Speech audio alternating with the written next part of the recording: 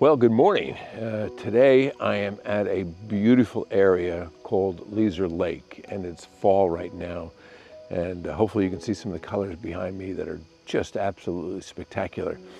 But I'm here with something different today, and that is the 150 to 600 millimeter lens. And I have to tell you, I've snapped a few shots already, and I am extremely impressed.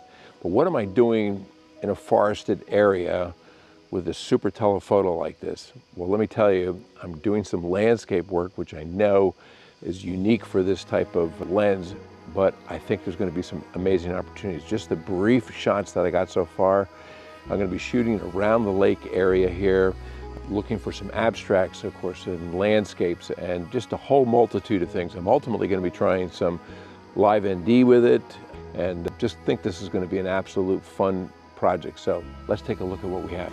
I'm working my way on a trail that loops around the lake. A little difficult from the standpoint of being loaded with lots of rocks, roots, and of course leaves, but what a beautiful time of the year. As I mentioned, it's fall. There's some amazing scenery along here. Let's take a look and see what we can find here. So I made my way up to the top of this beautiful lake, and as you can see, I've got some incredible overcast skies right now, but it's giving that moody effect. And I think it's going to work well because, like the yellows that you see around here, I think it's going to help make it pop. What I'm doing is I'm trying to get some compression and finding different vignettes along the way. There's a couple spots that are down here, as you can see from the recording I'm doing on the camera, to give you an idea of what I'm trying to catch. And I want to share with you my settings. What I have this at, I'm using manual, but again, that's up to you. And then I have mine at a 25th of a second, and the reason I'm down that low is, well, number one, because I'm on the tripod. Number two is I want to get a little bit of depth of field, so I'm shooting at F8. I'm at ISO 200. I'm about a third of a stop under, just so I don't get any blowouts, which I don't expect to. So let's take a shot. I'm using the remote control to do this, and I think I've got something that looks interesting. Let's do a few more experiments with some other shots around here.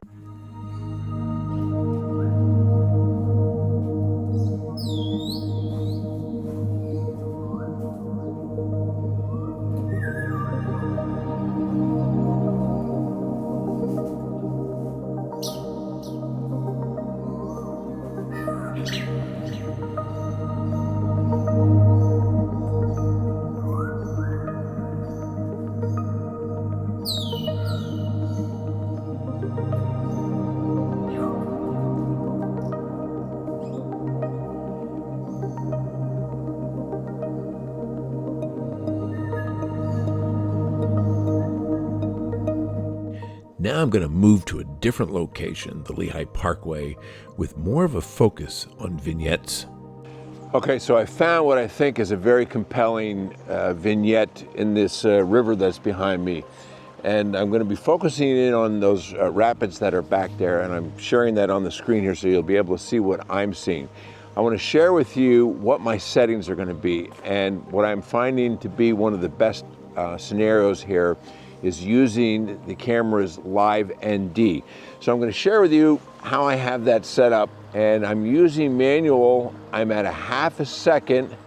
I'm using F9 at this point, ISO 200, and I'm bracketed in a third of a stop. So how do I set that up on the camera? First thing is just go into the main menu area. And what we do there is, okay, I set it for live ND shooting. I want to make sure that the setting says on. And what I'm going to do now is I'm going to shoot this at, let's try ND8, which is 3 stops. And we'll get a shot here using that. Okay, and now what I want to do is I'm going to go back to the same menu, but instead of ND8, I'm going to go down to ND32, which is 5 stops. So let's take a look at this. Nice. And what I'm going to do one more time, I'm going to go back to the main menu, and I'm going to put this on ND 128, which is 7 stops. And let's take a look at the results of this image. This is going to be about a 2-second shot here. And let's do a preview. And I think we're good.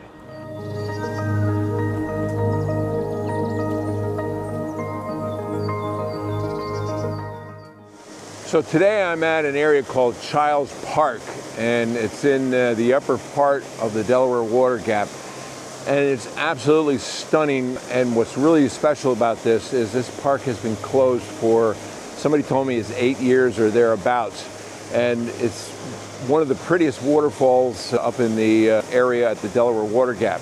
So today, as you can see, I'm shooting again with the 150-600 lens on here. And again, people saying, well, why are you using that for waterfalls and landscape? I'm going to be doing vignettes again. I'm going to take little segments of the waterfalls. I'm going to show you a couple clips on here of what I'm trying to focus in on. And then I want to try to just capture small components of that. I'm going to shoot in high res, which again will give the appearance of a slow shutter speed. And then I'm also going to be shooting with the camera's live neutral density filter.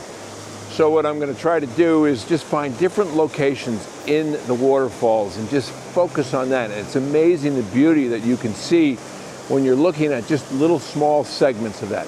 Let's take a look. When I first thought about using a super telephoto lens like the OM System M.Zuiko 150-600mm for landscape photography, I wasn't sure if it would really suit my style. But after a few weeks of putting it to the test, I'm convinced it's definitely earned a spot in my camera bag. This lens has truly changed the way I see and capture landscapes.